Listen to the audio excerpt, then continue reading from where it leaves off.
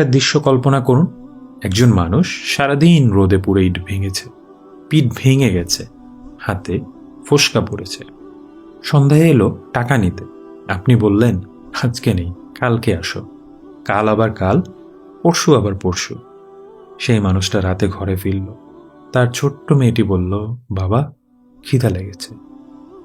সে কিছু বলতে পারল না, চুপ করে রইল।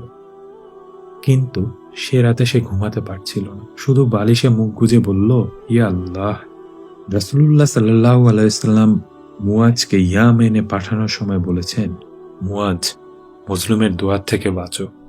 তার দোয়া এবং আল্লাহর মধ্যে কোনো পর্দা নেই, কোনো পর্দা নেই, সরাসরি সোজা আল্লাহর কাছে। সেই মজদুরের চোখের পানি যদি একবার বলে, ইয়া আল্লাহ, দেখো ওর কি হবে, আমি আপনি শেষ।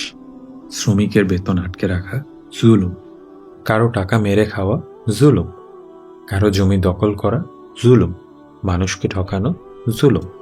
কারো হক মেরে থাকলে আজকেই ফেরত দিন, এখনই, কাল পর্যন্ত অপেক্ষা করবেন না।